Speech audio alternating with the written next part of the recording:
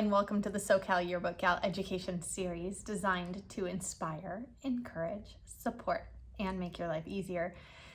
This week we are talking about spring supplements and how you can cover those spring events, sports, prom, graduation, all of those fun things in your book. So there are two ways of doing this. And if you know another way, please feel free to reach out and let me know. But there are two ways of including these activities and events in your yearbook. The first way is a supplement. Now, there are a couple of pros and cons with doing a supplement. You could, one of the pros of doing a supplement is that it's printed, it looks beautiful, it fits in with your book, it can be sent to you with an adhesive strip. It's between 4 and 16 pages. Typically, you can make it bigger, but just know that the bigger it is, we've talked about this earlier, that remember that your spine is only so big. So if you have a 264 page book, your spine is meant to hold 264. So if you go larger than say 16 extra pages, it can make it a little tight. It can make it a little wonky. So, but you can have a supplement. It's printed, it's sent with an adhesive strip. You can put in prom, graduation at the last moment.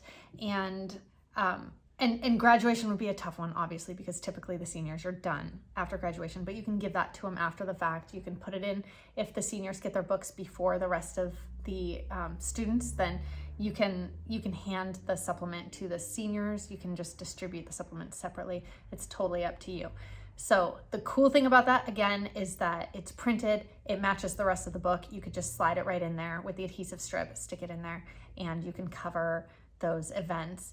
A downside to it is that it'll still take a couple weeks. You still have to create it. So if you create this book, and especially considering these events are really last minute, you're going to want to put down templates and get everything ready to go so that when the event occurs, you just had prom that night, the next day, that weekend, whatever, you're putting in pictures as fast as you can so you can hit submit on that and get it printed.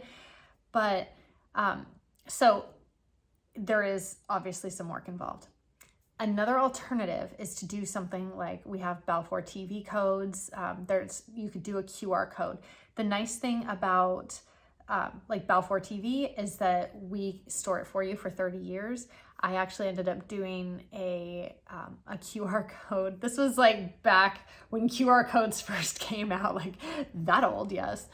But when those QR codes came out and we started, I put one in my book and I thought it was awesome. We were storing it on the school's server, and I think it was maybe like a month into summer and that QR code the link was already broken. So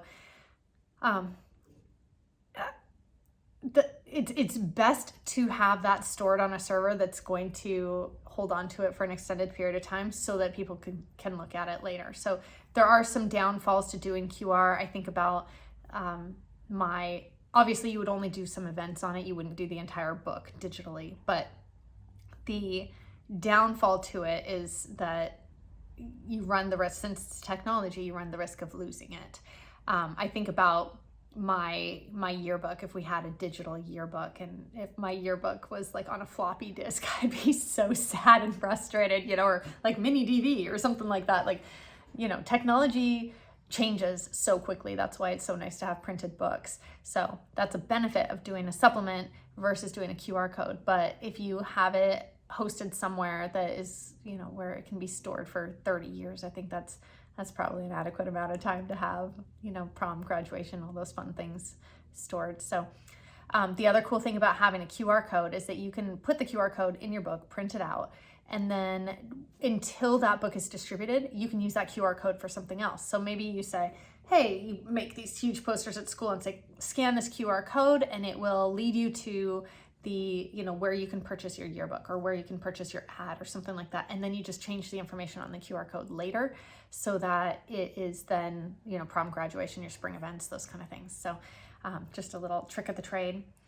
So supplements or QR codes, I don't see a ton of people doing prom, graduation in the following year's book because seniors typically won't purchase the next year's book in order to get that, the prom and graduation kind of stuff.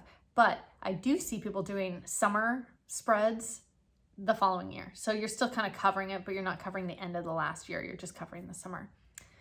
So there you have it. Supplements or QR codes if you want to include your spring events in your yearbook. All right.